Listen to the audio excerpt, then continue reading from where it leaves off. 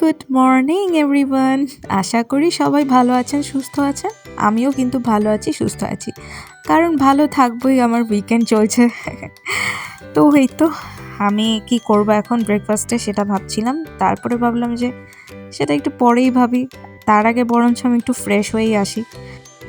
আর এইদিকে আমি একদম নাক মুখ ফোলা অবস্থায়, মানে সেটা ঘুম থেকে উঠেছি, চলেও এসেছি ফ্রেশ হয়ে আর কি। আর আজকে না আমাকে শ্যাম্পুটা করতেই হবে, আমি 2 দিন ধরে স্নান করব করে আমার করাই হচ্ছে না।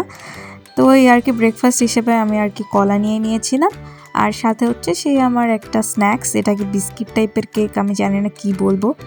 আমার আসলে কিছুই ভাল লাগছিল না, দেখলাম যে অনেক হোমওয়ার্ক আছে, সেগুলো করতে হবে, যার জন্য ল্যাপটপ খুলে আমি সেগুলো চেক করছিলাম। এই তো এগুলোকে প্রিন্ট আউট করাবো পরে, তাই জন্য আমি ভাবলাম যে আগে আনসারগুলো আমি বের করে রাখি, পরে হচ্ছে আমি প্রিন্ট আউট করে সেগুলোকে করে ফেলবো। তারপর হচ্ছে আমি একটা দুধ খেতে খেতে এগুলো করে নিচ্ছিলাম।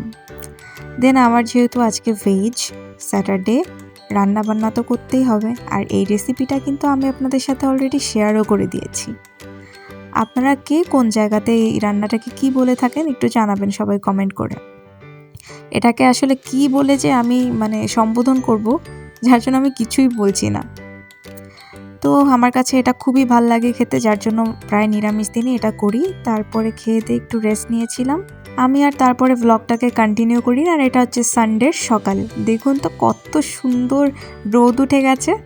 আমাদের এখানে না এখন থেকে রোদ ওঠা শুরু হবে।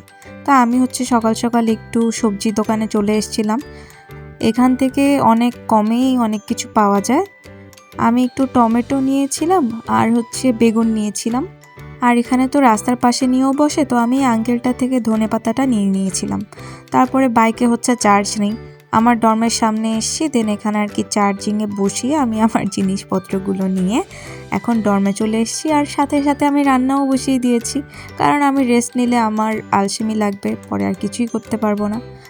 এই সপ্তাহের মধ্যেই শনি আর রবিবারটাতেই তো ছুটি পাই, তো চেষ্টা করি আর কি একটু যতটা পারি ফ্রি থাকার, কিন্তু ফ্রি আর কই থাকি, এই সময়টাতেই তো সমস্ত হোমওয়ার্ক দিয়ে মাথার মধ্যে টেনশন দিয়ে রাখে টিচার্সরা। তো আমার এই রান্নাটার রেসিপিও আপনাদের সাথে আমি শেয়ার করে দেব, যার জন্য কিছু বললাম না এখন, খেতে কিন্তু দুর্দান্ত হয়েছিল। এরপরে আমি আবার একটু ভাবছিলাম যে হোমওয়ার্কের কাজ নিয়ে কিছু একটা বসবো, তারপর আমি আবার অনেকক্ষণ রেস্ট করে নিয়েছিলাম। আর এটা হচ্ছে আমি সেকেন্ড ফ্লোরের করিডোরে, কারণ সুইটি আমার বাংলাদেশে এক বোন, ও হচ্ছে কেক বানিয়েছে, যার জন্য আমাকে কল করে বললো যে আয় একটু কেকটা খেয়ে যা। তো এই তোর কেক, খেতে কিন্তু খারাপ হয়নি, ভালোই হয়েছিল।